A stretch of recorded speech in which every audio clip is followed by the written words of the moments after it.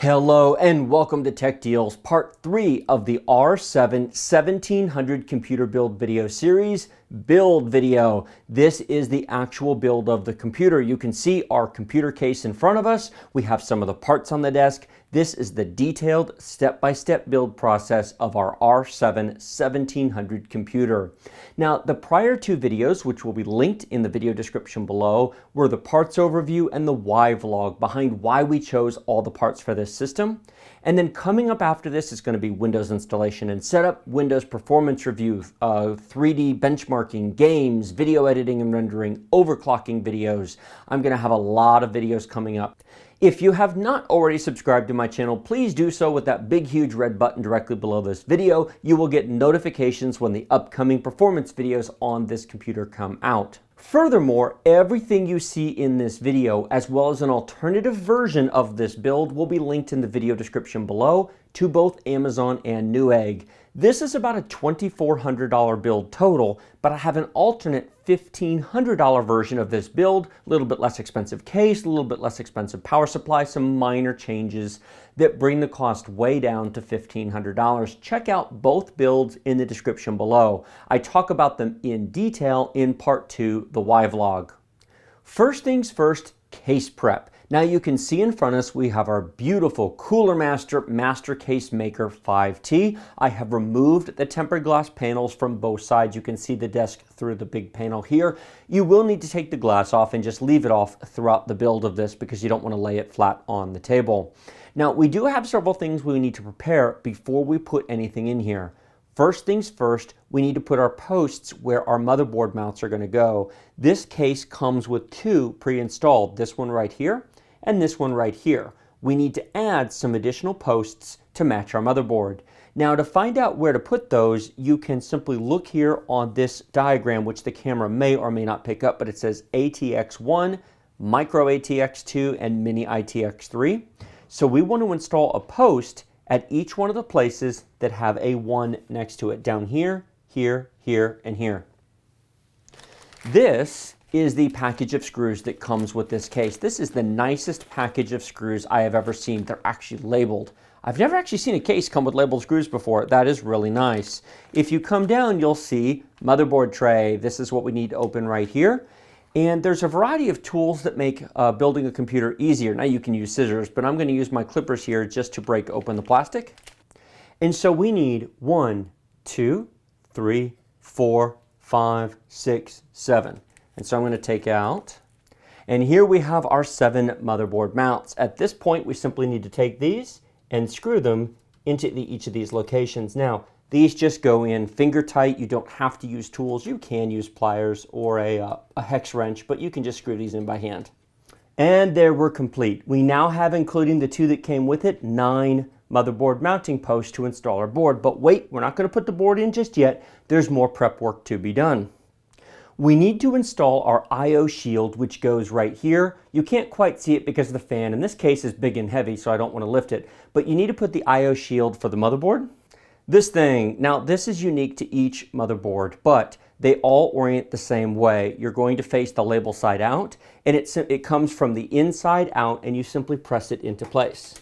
You can now see that I've oriented the case to where you can see the back of it, and you can see the hole where the I/O shield goes. You can see the I/O shield through this hole. And at this point, we simply have to put one edge in first, and you simply snap it. 1, 2, 3, and the first one went in automatically, so 4. So that I/O shield is now securely installed. Now to get it out, if you ever need to, you simply lift these tabs over and you simply push it out. Each one is unique to the motherboard you're installing, so be sure to use the one that came with your motherboard. With the I/O shield successfully installed, now we're going to install 2 other items that will be easier to put in now as opposed to later. The first is going to be our hard drive. This is the easiest installation ever. And the reason is right down here, we have a toolless drive tray. This is really, really easy. There are knobs right here, 4 of them. They're going to fit into the screw holes of the drive. Make sure you line up the data, and that's the power port with the back of the tray. Stick one side in, make sure that it's inside the holes, and simply lift this up, and it slides right in place just like so. Toolless drive tray, Easiest installation ever. This then simply slides in and locks into place. Now we will have to connect power and data cables to that, which we will do when we flip the computer over.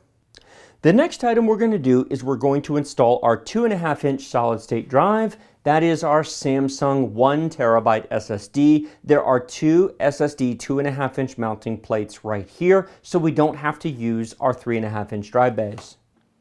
All you have to do is take your screwdriver and loosen this, because it is actually quite tight. And this plate comes off just like so. Please note, there are 4 screw holes. You simply take the drive, making sure to put the data and power cables towards the rear, and all you do is turn it over, line up the 4 screw holes, and simply put the screws in that came with the case. So with our holes lined up, I now have the screwdriver with one of the screws on. Having a magnetic screwdriver is very helpful when doing this kind of work, because then you don't have to worry about holding the screw on. These don't have to be put on tight, just simply screw them into place. Always use manual tools when working on a computer. Do not use power tools. There is no reason to use power tools on a computer. And there we go. The last screw is now in place. This is not going anywhere. It's almost overkill, frankly, for a little solid state drive. So you can see our power and data cables are facing in the rear. And now we're going to simply take this, put it back where it was, and we're going to simply screw the 1 screw back into place. And there we go. Our SSD is mounted. Now we will plug the power and data cables into it later. And there is a hole on the bottom. They will go down underneath this, back through one of these rubber connectors and onto the motherboard. Now on this particular case, the next step is to install the power supply. Most of the time I wait till closer towards the end before putting the power supply in, but this case is a bit unique. Take your screwdriver and undo these 4 screws on the back of the case. This is a mounting plate designed to hold onto the power supply, and you actually install the power supply from the back, not down from here. So with our power supply plate from the back removed, we now take our power supply and we line it up. You want fan side down, because this case has a filtered air intake from the bottom. It doesn't take it here, this is solid. The fan side is down because it will take air from beneath the case, cool fresh air, run it through the power supply and out the back.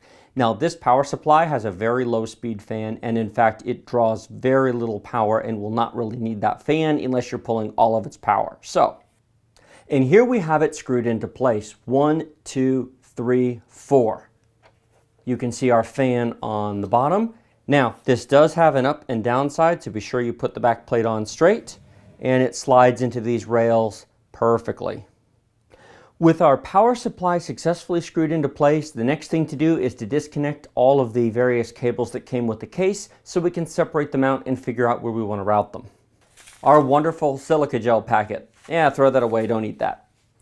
Just for identification purposes, these cables right here, these small skinny ones, this is the reset switch, hard drive LED light, power switch, and the power LED for the front of the case. Those will go into the corner of the motherboard. And then these 2 cables right here are our USB 3.0 ports for the front of the case. Now our motherboard has 2 of these, so we'll use both. And then we have our HD audio plug. This is going to make the microphone and headphone jacks work on the front of the case. But for now, we simply want to push these out of the way. So I'll just tuck them down here. And when I flip the case over, we'll figure out where we're going to route those. It is now time to install our motherboard. But before we put the motherboard in, let's put the CPU on the motherboard first before trying to put it into the case. So I'm going to move the case and then we'll do the motherboard. And here we have the motherboard laid out on the table. You may notice something right away. It is not the same motherboard that was in the parts overview or in the Y vlog. I have changed out the motherboard I'm installing in the system. Now there's a couple of reasons why, and they aren't important at the moment. I'll cover them later. But in short, we are now using the Asus Republic of Gamers Crosshair 6 X370 motherboard. This is a $250 motherboard. It is similar to the other one, but with some extra features, extra overclocking features, extra serial ATA ports, more power phases for more extreme overclocking. We do have 2 CPU power connectors instead of 1, By and large, it's a very similar board, but it does have some upgraded features. I will still be using the ASRock X370 Gamer K4 board, but I'll be using that in a different build. For now, we're going to be using this one. We need to do a couple of preparation items before we put the board in. Now, we don't have to strictly do all of it right now, but the first thing we're going to do is we're going to install our M.2 solid-state drive. This is the ADATA SX8256 gigabyte NVMe PCI Express solid-state drive. That's a mouthful. This is a very, very fast drive, multiple times faster than a standard serial ATA drive, and we'll be installing it into our M.2 port. This is very easy to put in, but before we do it, we need to install this post, which was provided with the motherboard. It goes right here in the 2280 slot, and you simply screw it into place. Nothing overly fancy, overly tight, just screw that into place.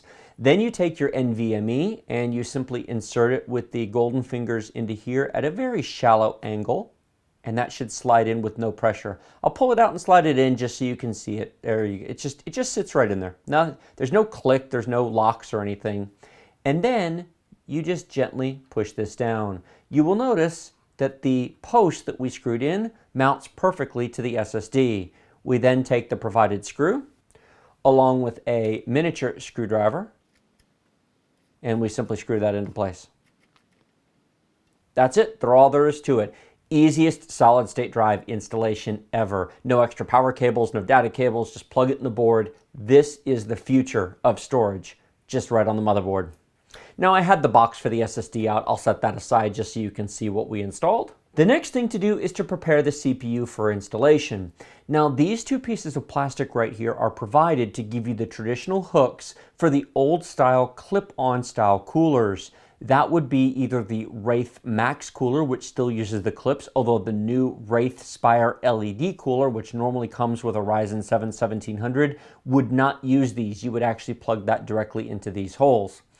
The other older AM3 coolers would also clip onto here. We are not going to use that. Instead, we are going to take our screwdriver and unscrew this. There are simply 4 screws here, nothing fancy, just undo them and take the plastic pieces off. And these just come straight off once you have the screws off. Now, you will see the 4 mounting posts that are left here, and that's what you would screw the Wraith Spire LED cooler that comes with the Ryzen 7 1700 onto. However, we don't have that because, unfortunately, I wasn't sent one. Instead, we're going to be installing the Master Liquid 240mm liquid cooler.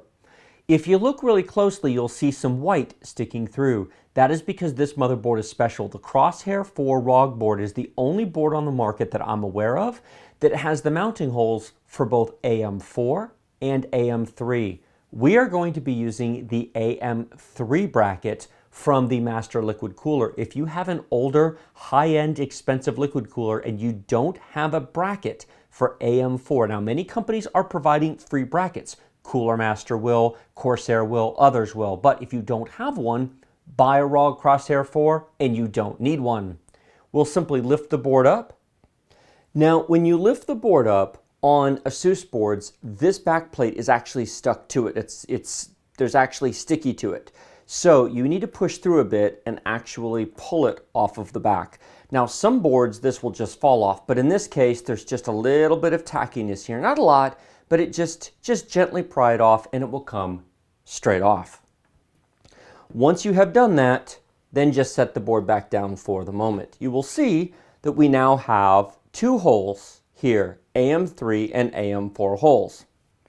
Now, one of the questions you may be asking is, wait a minute, doesn't the Master Liquid 240 come with an AM4 bracket? Yes, it does. You don't have to use this motherboard with the Cooler Master Master Liquid 240.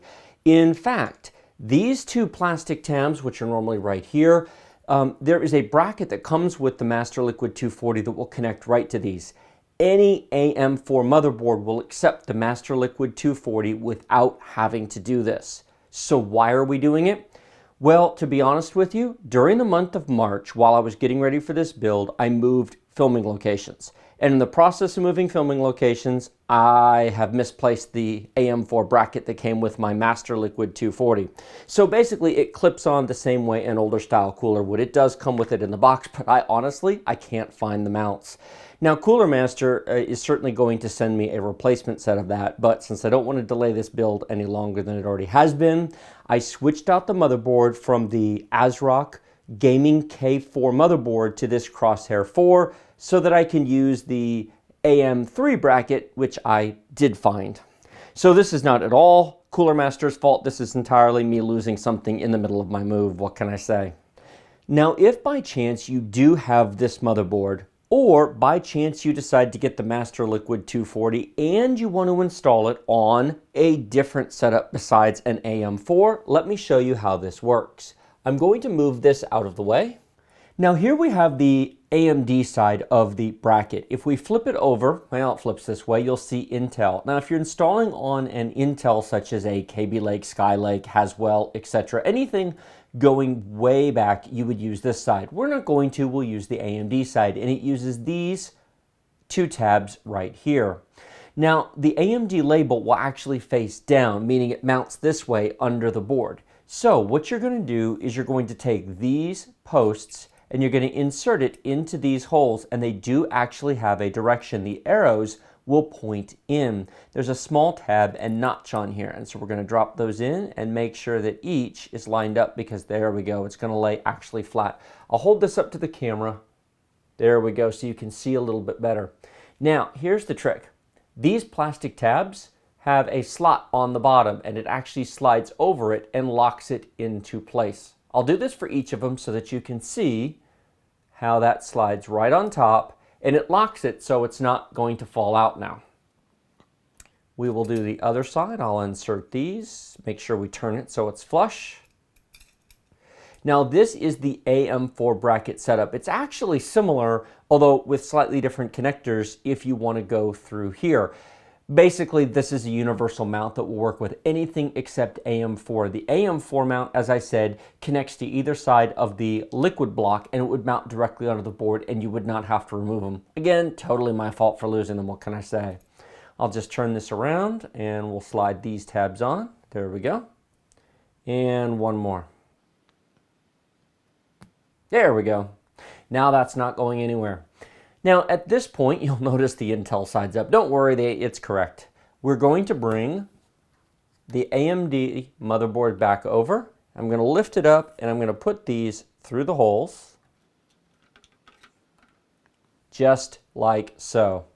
Now there are 4 pieces of plastic that will go through here. Now, I'm not going to leave this on here because this wouldn't stay, but you get the idea. That is then going to, you're going to put the water block on it once you attach the pieces to it, and then the thumb screws, which are these things right here. This is how it's actually going to mount the water block down onto these pegs. There we go. That actually holds on really well. With these mounts right here, that, I mean, it's not locked into place per se, but it holds it well enough. I'm actually going to leave that just like that, because when we install this in the case, that'll hold those in place. We'll then put our water block on top and then attach the clips using those connectors. The advantage of doing this is we have 4 points of solid contact. The actual cooler head is going to be very securely attached using 4 points, so it does make for a very nice mounting system. Now the next step is to install our CPU. Now if you have not installed an AMD CPU in a while, this might look a little bit different to current Intel offerings. Intel puts the pins in the socket and flat pads on the chip. AMD does it the other way around. The pin holes are on the socket and the actual pins are on the chip. So if you haven't done one of these in a while, do be aware of that. I'll come over here and open up my CPU. Put that aside, and here we have our Ryzen 7 1700. And there's our chip. There's even a nice little sticker in here to put on your case. I've actually had this out of here before. This was in my MSI board when I did my previous benchmarks, but it's always good to protect your CPUs by keeping them in stuff like this. So I actually always keep these plastic containers in case I need to save a CPU outside of a case. Now I'm going to hold this, there we go, up to the camera. Take a look at the pins. Be sure to look at the CPU in each direction and look at the pins and make sure they all line up in a row. You don't want to try to put the CPU into these pinholes without actually making sure that they're all straight. If you break one, then the CPU won't work anymore. Now, actually, if you look on the edge, let me stand up here. Too close. Do you see this little bit of gray here?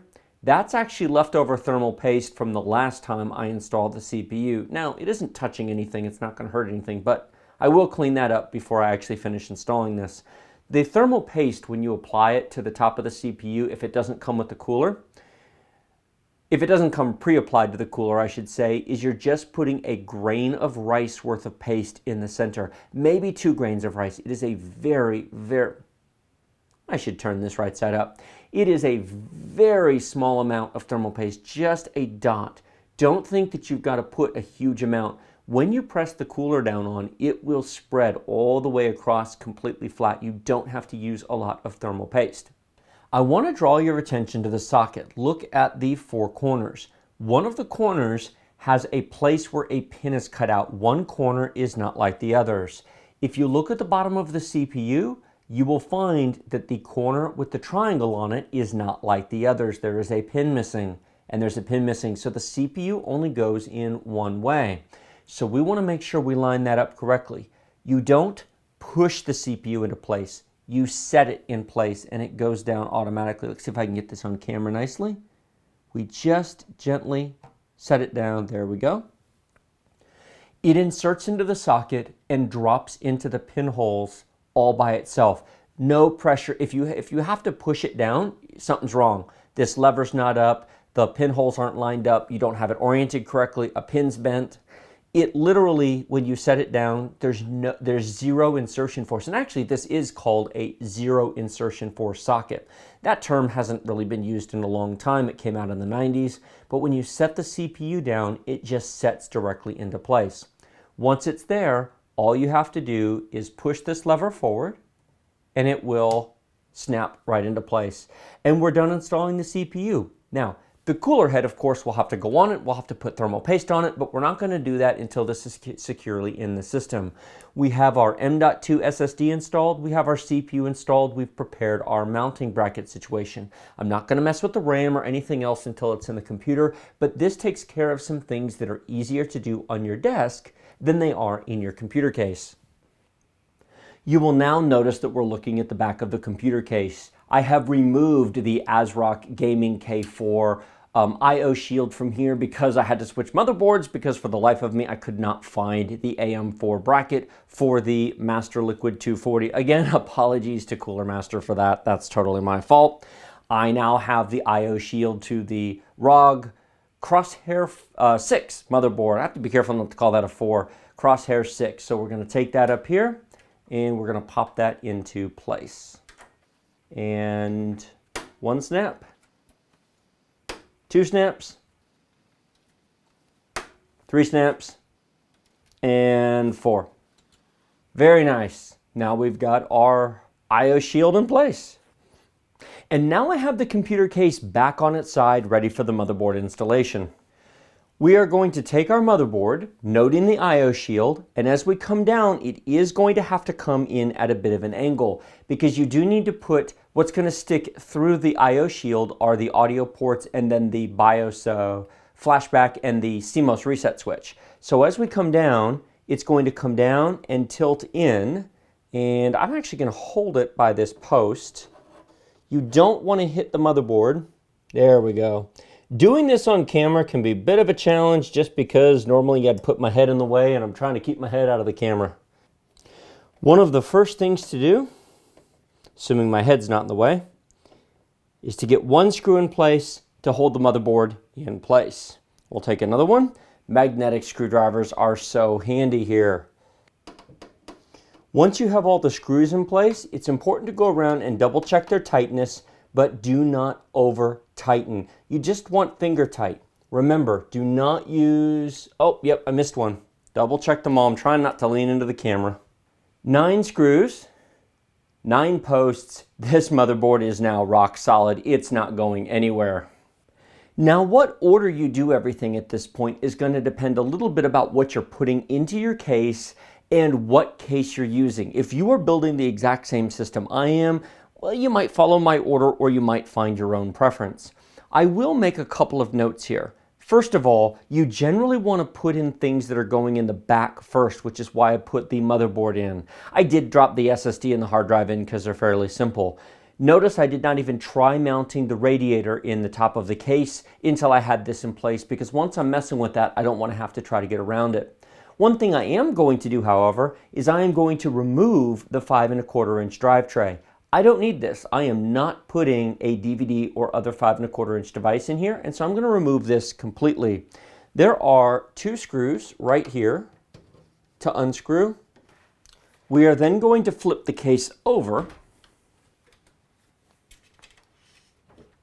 and there are 2 screws to remove right here as well. Have I mentioned? Oh, and it dropped.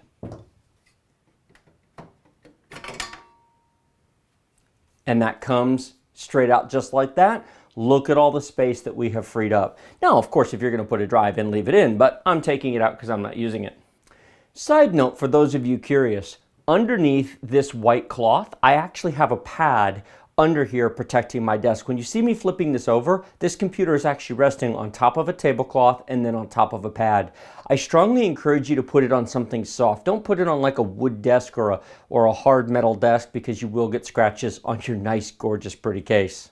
The next thing I'm going to install is power cables. We need to start hooking up our power cables to our 850 watt power supply, most notably because we need to get up to here to the 2 CPU power connectors and the 24-pin connector. Now, there's excellent cable management available in this case. We have these rubber grommets, and then we have spaces and holes up here. These are the first power cables that we need. By the way, if you watched my unboxing and overview of this V850 Gold Plus certified power supply from Cooler Master, the only cable that is thick and braided is the 24-pin ATX cable. The other 2 are completely flat. Look how flat those are. If I can hold that up and you can see it. There we go. How's that? These are all flat ribbon cables. Now, this is the 4+4, there we go, 4+4 CPU power connector. We need 2 of them. This is an overclocker's motherboard. We have a 4-pin and an 8-pin PCI. We have a 4-pin and an 8-pin CPU power connector at the top for maximum extreme overclock. That's actually probably overkill for this CPU, but hey, it means we will have no power issues. So I have connected my 2 CPU power connectors to the appropriate slots on this, and I'm actually going to run them down behind the motherboard tray. I'll tie them off back there, I'll show you in a minute, and I'm going to try to run them up through this hole here and plug them in. That means they won't bother anything and they won't get in anybody's way. The other cable I'm going to go ahead and plug in now is the 24-pin ATX cable. I have now turned the computer on its back. A couple of things. First of all, I didn't even mention this before, but you'll notice that I have removed the front cover off of here, the one that provides the flat look and the acoustic sound protection, simply because while you're building the machine, it's easier not to have it there. Second of all, you can see the back plate to our AM3 bracket for this motherboard on the Master Liquid 240 cooler. You can see our fan controller and our LED controller for our light strips for this beautiful, beautiful case. Here is the back of the hard drive for our 3.5-inch hard drive. You can't see the SSD because it's back there. We'll deal with that later. And you'll notice that I've got my power cables. Now, I actually flipped this over when I plugged the big ATX cable because it plugs in here. There's actually really easy access. If you're worried about installing the power supply down here and not having access, flip your case over or stand it up. You can reach in from both sides. This is very easy to access. I would also like to draw your attention to this cable management strip right here. These are Velcro and simply come on and off, so add and remove things as you need them. It provides you a place to put cables, although that's a fairly big one to stuff in there. Now, I have for the moment taken these 2 pieces of Velcro and just held this in place. I might shift its location a bit once I get more cables back here, but it's a start. There should be enough cable here to bend it around and plug it into the motherboard. These 2 flat cables, however, are the much more interesting challenge. I want to get them to this spot, but I don't want to run them across the motherboard if I can all help it, because this is what's going to get hot. And here we have the cables run up along the back, twist tied here, and then run through the hole. I might adjust this later depending upon what I do with this cable, but for the moment, this is a temporary solution until I get all the cables in place, and then I might actually permanently zip tie them in using my zip tie kit. The next step is to take a look at our serial ATA cables. Now, we have two serial ATA devices that we added, the hard drive and the 2.5-inch SSD. Now, they're in two very different locations, so we're going to need two of these. Not to worry, this power supply comes with multiple cables. Now, one option is to go ahead and install the 2.5-inch SSD in the second drive tray here. There are screw holes in the bottom of the toolless tray. Yes, it's toolless, but you need screw holes for 2.5-inch drive. And then you can simply mount the two power cables together and solve that problem here. However, I want to leave this open to add another hard drive in the future, and of course I want to demonstrate how to install there. Furthermore, there's another place that you're going to need another one of these cables, and that's right here. Now, you may not be able to see it depending on how transparent that is, but there is a serial ATA power cable here that provides the power to the LED controller and to the LED lights. That's what runs those. So there's going to need to be a cable here. Is there going to be enough reach to reach from here to here? Not really. Yes, maybe if I run it under, it'll be pretty tight. Let's see if that works. And lo and behold, no. When you really run it between here, it doesn't work, so I'll need another one. Not to worry, this power supply comes with bunches, so we're going to use all of them. And I have one of the connectors connected here, and then here is the last one, which I'm going to run up through this hole. There's a small hole back here that will access the two mounting places for the 2.5-inch solid-state drives. Now, there are 3 serial ATA connectors here, but we'd only ever use 2 of them because there's 2 drives here. But furthermore, because of the way they'd have to be bent, we'd never use the middle one anyway, and so we're going to use one end for one drive and the other if we ever choose to expand. And here we go. It was easier to insert this side through that hole than it was to try to shove all 3 through, so that's what I did. Now, I haven't connected them here because it's too hard to reach down. This is where you may build the case flat, or I'm doing it for the camera. You may simply stand the case up because then you can reach in from both sides at the same time.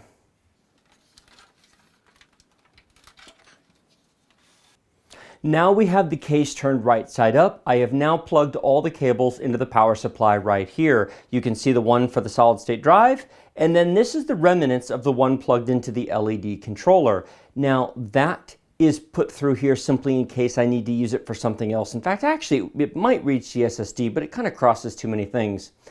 I do want to point something out here, and you might put it back depending upon when everything is finished.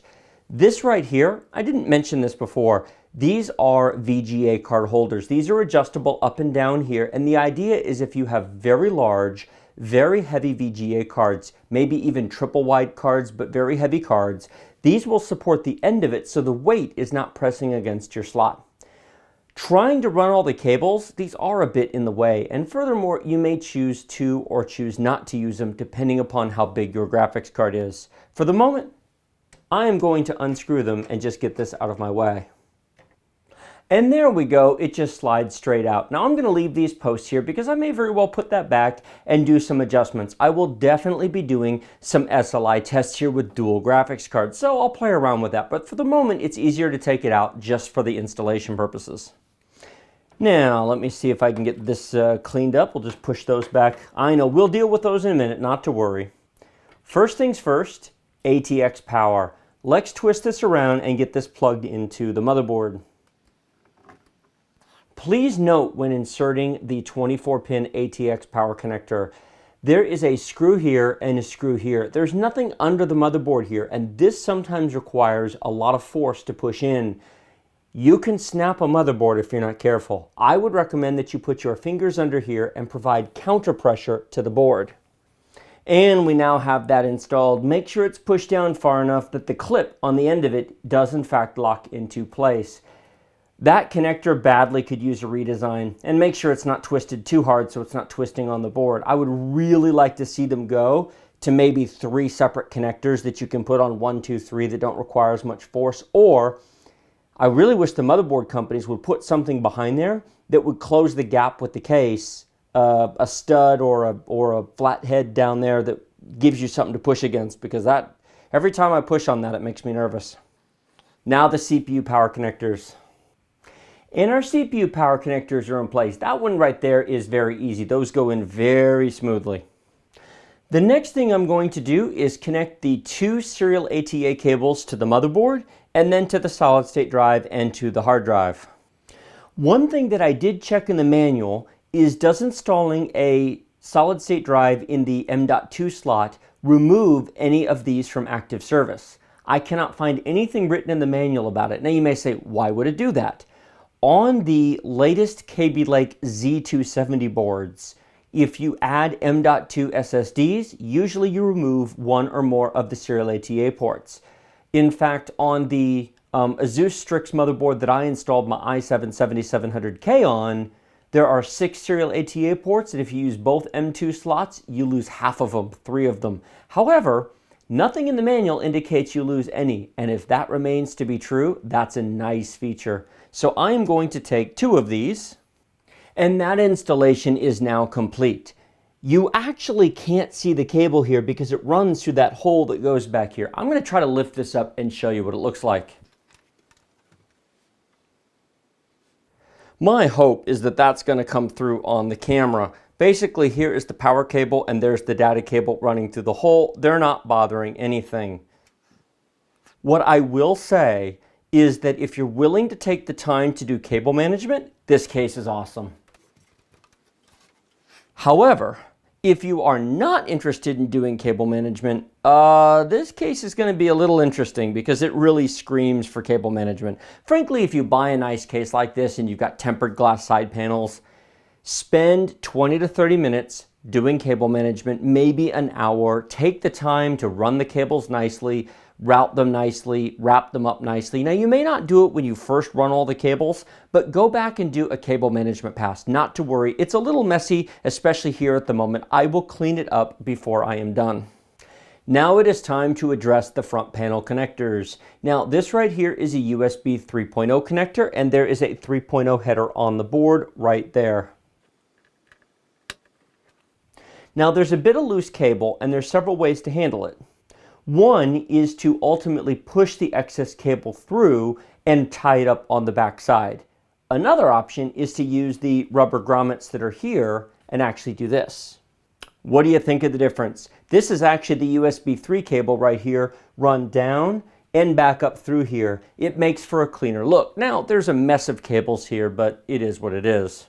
You will notice that we have one more USB 3 connector. Unfortunately, this motherboard, unlike the board I had planned to install, it has a USB 3.1 front panel connector. That is not going to fit. The ASRock Gaming K4 board has 2 USB 3.0 headers right here, which would be absolutely perfect for mounting these. Sadly, I don't have a place to put it, but never fear, I can fix that. Now, this is not really part of the build, but this card here is a 1X PCI Express card. We have 2 more USB 3.0 ports for the back. This will mount here. Yeah, like I need more. There's 8 on the back. It also has one of these headers, so I can connect this here. What I will need to do is install this in one of the bottom PCI Express slots, and that will allow me to connect this, thus activating all of the front panel connectors. Before I hook that up, however, I want to take this, which is the HD audio. This is the front panel headphone and microphone jacks. This is going to plug into the furthest connector over here. And if you look closely, you'll see a change. I have routed it behind the motherboard and up through the hole used for the other SSD. There we go. It's now securely in place and no cable running along. Very nice. As I said, if you're willing to put time into cable management, this case will rock. Before I go any further, I am going to call attention to something on this motherboard. This connector right here, and this connector, if I can see it right here, these are the RGB headers on this Crosshair 6 Hero motherboard. Those are for flexible RGB light strips that can be run around the case. They are going to be part of an expanded, shall I say, Christmas tree video. I am not going to try to show this lit up in this. I'm going to clean it up, set up the LED lights. I will do a separate video on RGB and LED lighting for this case. But I want to call your attention to it so that you can be aware that one nice feature of this board is they put connectors on both ends. So if you want to run lights on the top, bottom, and around the front, they do give you extra options. Now, the other thing I want to draw your attention to is this right here. This is where the front panel connectors go. This is your reset switch, power switch. This is this mess right here. Now you can lean over and try to plug them in, but ASUS has got you taken care of. With this, why every motherboard manufacturer does not include one of these is beyond me. I don't know if anybody else does. ASUS is the only company that I know of that includes these. If others do, then by all means let me know in the comment section. But essentially what we do with this, there is our hard drive LED, and so we will plug that in just like so. And there is our power LED, and there is the plus, and there is our minus, or negative, excuse me, not minus, I apologize. Here is our reset switch, and there's our reset switch right there. And here is our power switch. Now, this allows me to easily read the labels and see what to plug in on both sides. There is one pin missing and one pin missing on the board. How easy is this? I just have to lean over and insert that. This makes installing and setting this up, because otherwise you're trying to read the little labels on the board or follow the manual. It's a pain in the neck. And that is now installed. Take a look. I have run that through the bottom as well so you don't have a mess. I like this case. I really do, but it will require some time for cable management. All right, I've now made some further adjustments. You will notice I now have my add-in card I showed you before right here. I have my front panel USB 3 connector plugged in here, and it does require a serial ATA power cable. It turns out that I was able to use the one coming for this SSD, the second one in, turned and plugged into there, and I've got all of that tucked down. The front panel connector runs down through there and up. Look how nice and clean this is. When it comes time to install our graphics cards, when I want to put 2 graphics cards, nothing is in our way. That looks much nicer. Ignoring the spaghetti mess you can see here, although that won't show up very much once the tinted side panel is on. And at the back, the back is a mess at the moment, but again, I'll fix that. But so far, I think it's looking really nice. It is now time to install our CPU liquid cooler. That is going to require all this space here. Don't put your RAM in first, because mounting this, you don't want to bump into your RAM. I am going to install it on the top of the case. Now, this particular case does require some effort to make that happen. I wish to draw your attention to the interesting user manual that Cooler Master provides. It is lots of pictures, which the plus side is they don't have to worry about languages. The downside is it requires some interpretation. Now, they do provide front radiator installation, They do provide front radiator installation instructions, but we're not going to put it in the front. I'm going to put it in the top. This does require removing the top panel and then unscrewing the handle. Once the handle's unscrewed, you then take this tray and mount the combination radiator cooler to the bottom of it. You then mount that in the entire case, put the handle back on, and put the top cover back on. This top cover here just simply comes off just like so. That didn't require any tools or any force. That was fairly easy to remove, actually. Now you can see the top of the case with the handle. You can also see that there's a number of screws here. Now, these are the screws for the tray that we're going to put the radiator into. First, we need to remove, if you follow along with the diagram, these screws right here, these two on either side, and then these here holding the handle on. By the way, have I mentioned how wonderful magnetic screwdrivers are? Spend $3, go to your local hardware store, buy a magnetic screwdriver. Again, magnetic screwdrivers. And that comes right off very easily.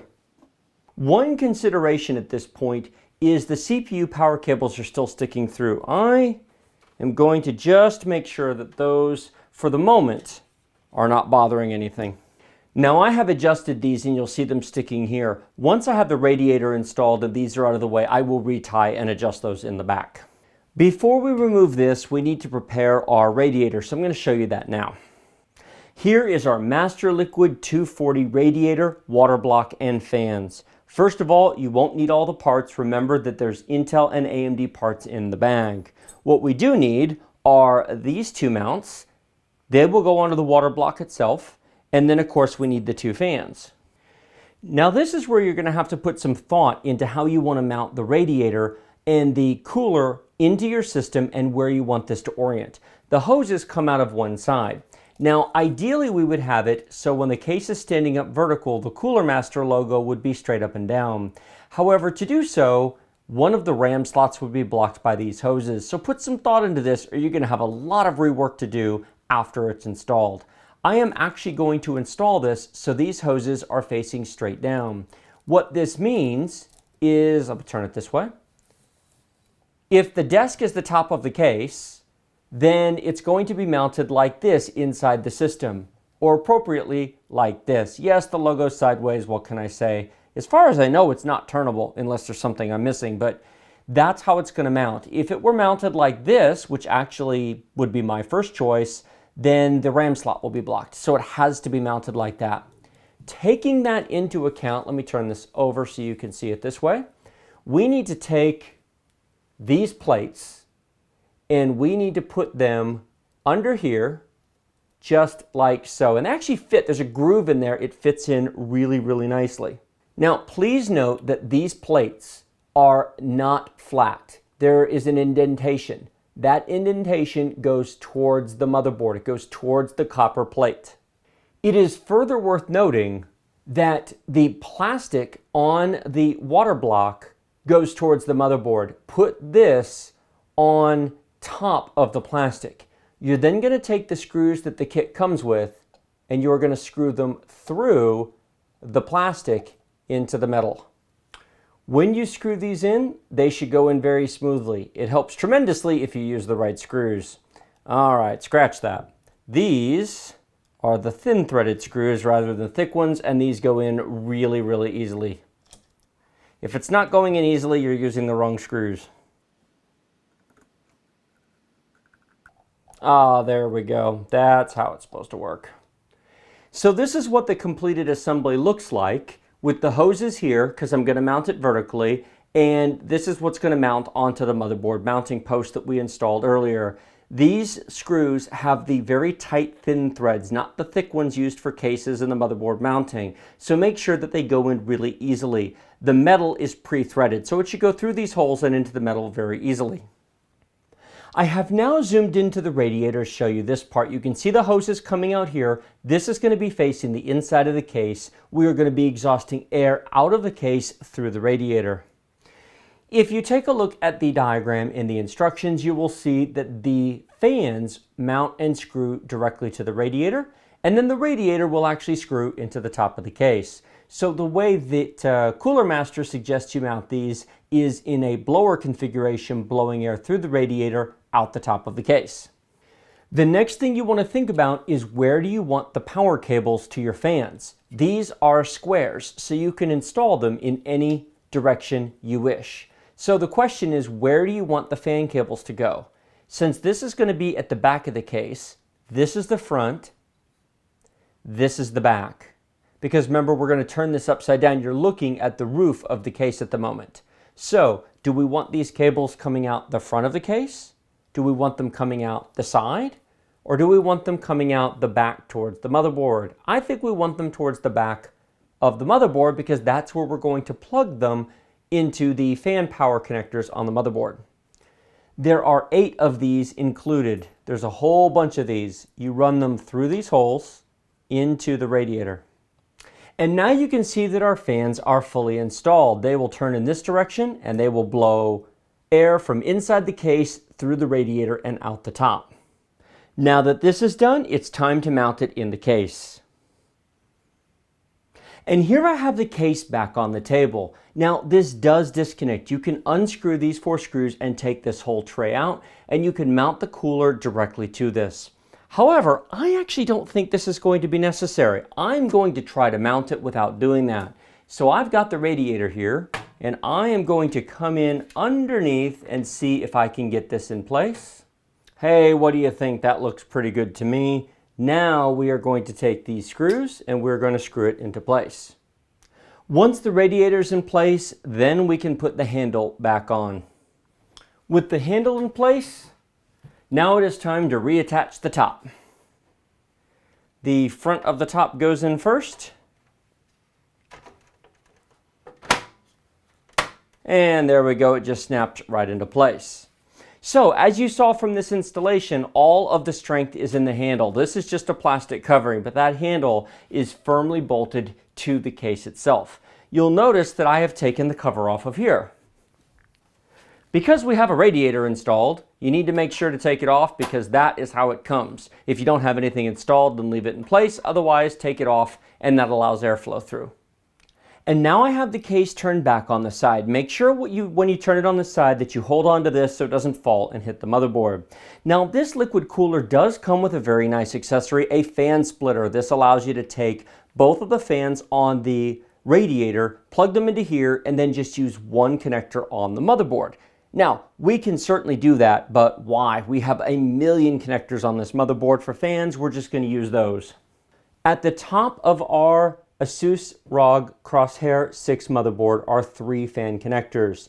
The one in the center is the primary CPU fan connector, the one on the left is an auxiliary CPU fan connector, and the one on the right is an AIO pump connector. Hey, that's what we have here. Now, please note that by plugging the actual pump itself into the AIO pump, it will simply give it full power and allow it to run properly. We're going to connect the 2 fans to the 2 fan connectors. And that is now complete. Both are connected to this right here, to the 2 fan connectors. Now you might say, wait, where did the cables go? Aha! There is a small hole in this case right up here. I ran the 2 cables from the fans through the hole behind the case, tied it off using one of the loop ties in the back, and then ran them back through here. So they're not snug tight. I mean, there's a little bit of play here, but basically they are completely out of the way and will never bother anything. Now comes the moment of truth. Now we have to install the water block on the actual CPU itself. Now let me pull this out of the way. Now this is ultimately going to install right there, but we'll have to tie that off later. This is how it's going to install. I said before that we couldn't do it this way because we'd be in the way of the RAM slot, and I do want to be able to install 4 memory slots. You don't want to be that close anyway. You could, but you don't. So we're not. Now, could you do it this way? Possibly. You could, but then you'd have the pump directly, you'd have the hoses over the voltage regulators, which would be quite hot. Then, of course, your logo would be upside down and your cable would be down here out of the way. So we're going to install it this way. You can see it goes straight through the holes, just like so. We have to peel this off, this label off right here, and we have to install our thermal paste. So, first things first, thermal paste. I said during the review of this liquid cooler that it's nice that they include thermal compound with it. They include an actual tube, it's not pre-applied. Some of the pre-applied paste in some of the coolers is pretty cheap. This actually gives you a tube. Furthermore, the benefit to this is you can apply it, remove it, move this cooler to a different case, use it again. There's probably 8 to 10 applications, maybe more in here, so you can use this for years and years to come. That's a nice feature. You normally spend $5 to $10 on a tube of thermal paste, so here you go. I said before that it only takes a rice grain worth of thermal paste. I meant it. I'm going to put this on now, and I'm just going to put a small touch right in the center of the CPU. There we go. And that almost might be too much. Let me take a closer look at that. It's okay. It's a lot. That is absolutely the most thermal paste you should put down. That's going to spread all the way across that CPU edge to edge. Don't put any more than that. Maybe a little less, actually. Now, I have my first thumb screw in hand. I am now going to peel off the protective label. Now, you can always wash this again. It's not the end of the world, but we have our copper plate here. I'm going to turn it upside down. Once you press this flat, you want to hold it flat. If you lift it up, push it down, lift it up, push it down, you're going to put air gaps in there, and you really want to clean both surfaces and then reapply. So, I'm going to take this and come over the holes. And there we go. We go straight down. And let's see if second time's the charm. For those of you playing the home game who are watching really carefully, you would have noticed a small mistake that I made there. I'm human. What can I say? I had one of the mounting brackets upside down on the cooler. These metal pieces that are going to hold it down, I had one pointing up instead of down. So trimmed out of there was a complete removal, cleaning, and reinstallation. I'm human. Our water block installation is now complete. Now we do need to plug this in. Now how this is going to rest and where it's going to rest and how it's going to get to that all-in-one pump, well, that's a matter you're going to have to figure out because your motherboard, your case, your connector location may be different. But for me, you can see I have it run through there. I'm actually going to tie it off just to keep that fairly snug. I'll tie it off with the other cables back there. And now I have it tied off and that's not going anywhere. Next up, system memory installation. Now, as I showed in the parts overview, we have got ourselves Rainbow Christmas system memory. This is 32 gigabytes of G.Skill Trident Z RGB RAM. Yay! And it is DDR4 3200, which should be supported by this board. Now, BIOSes are being updated, so when I actually do the Windows performance review on this, it may or may not actually run at 3200. I will let you know at that time. And this is what the RAM looks like when it comes out of the box. It's basically 2 large sticks of RAM in plastic with 2 G.Skill stickers. And with the plastic cover off, now you can see the RAM. Now it is worth noting that when you take this out, actually, well, that came out really easily. When you take this RAM out, take a look at the DDR4 RAM itself. There is a notch in the middle, but it's not directly in the middle, it's closer to one side than the other. DDR4, DDR3, and DDR2 have the notch in a different location, so it's not possible to accidentally install the RAM in the wrong memory slots. We have a notch here, and the short side is on the bottom rather than the top. So the RAM is going to install like this. You can see we've got a RAM label right here. Now, these bottom RAM tabs do not open, but the top ones do. And so that means push these tabs open. Some motherboards, both sides open, some don't. What this means is that when we install the RAM, RAM goes straight down and straight up. We are going to insert the bottom first into the guide slot and pushing on both ends, click, click, sort of a click.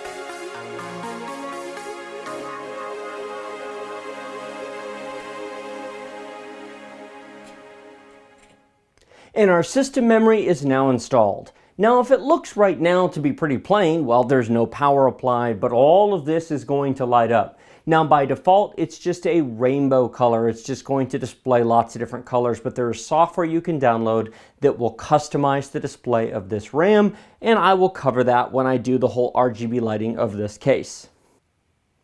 I would like to take this opportunity to draw your attention to the Master Accessories Universal LED strips. These come in different colors. This is going to provide you with additional colors if you are interested in adding it to your case. Now, this one strip right here comes with the case, and this is plugged into that LED controller that's on the back of the case. You can buy more of these. My understanding is that'll drive up to 4 of them. Now, they come in different colors, and you can certainly add accent lighting to your case if you want. I'm not going to be installing this in this video. Again, that's going to be a separate video where I customize the lighting. I'm going to get some RGB strips to plug into the RGB connectors on this board. We're going to put some of these strips in. I'm going to customize the lighting of this, customize the lighting of the board, and we're going to create ourselves one heck of a light show. Because after all, if you spend $250 on a beautiful tempered glass case, you might as well light the thing up. We are almost done with this massive build. I know it has been a long journey to get here, but we have one more thing to do. These are our PCI Express power connectors for our graphics cards. Now, each one of these cables has 2 6+2 connectors on the end, so they could be 6-pin or 8-pin, and I'm going to install 2 of them. Why? To give me 4 8-pin connectors so I can install 2 graphics cards in SLI or Crossfire. I will take one of those cables and simply tie it up here for future access. I recommend you do the same in case you ever want to add one so you're not digging around trying to find it. Now this 850 watt power supply actually comes with 3 of these. You could, if you really wanted to, drive 3 graphics cards for 2 each, or if you ever had a graphics card that took 3 PCI Express connectors, you could do that. Realistically, you really only need 2 because more than 2 cards is not very well supported in pretty much any consumer level application.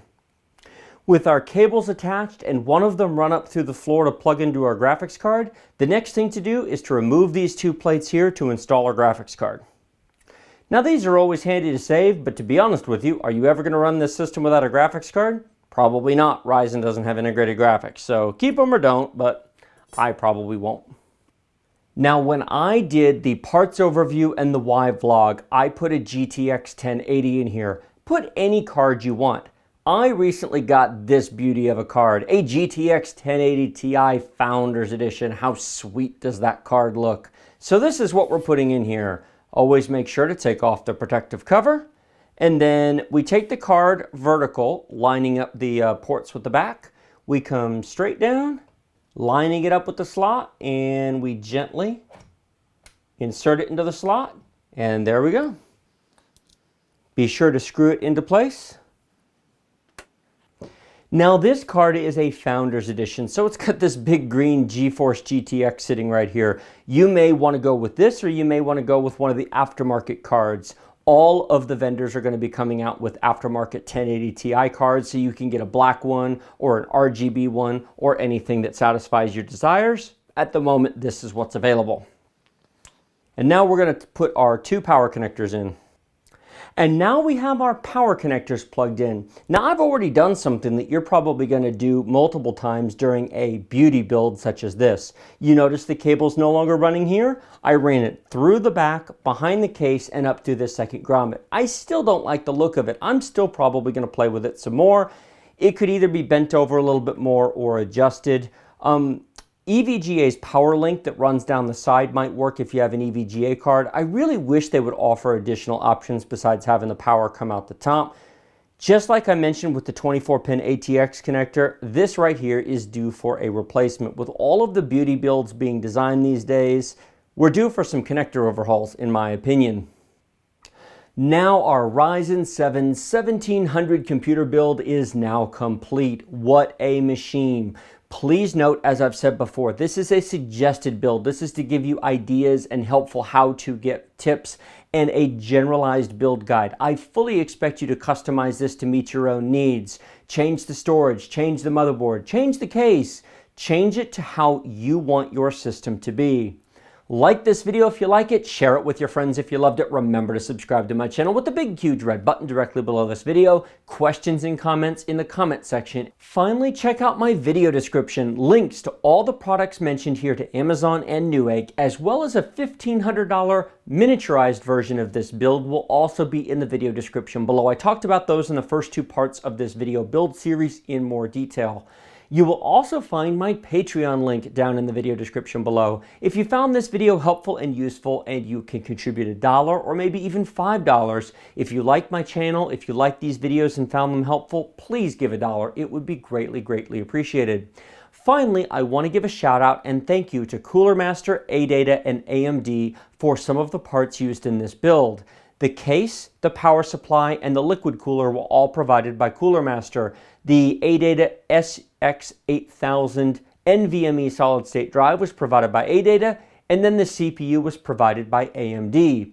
Everything else was bought with my own money, which is why that Patreon link helps so much. I do get some support from manufacturers, but I still have to buy a lot of things, including this very expensive graphics card on my own. But I will use these parts to bring you many game performance reviews, many benchmarks in the coming days, weeks, and months. I will compare this build against the i7. I will compare it against the upcoming Ryzen 5, and I will test many, many games and applications on it. Above all else, thank you so much for watching my videos. I appreciate it, and I will see you in the next video.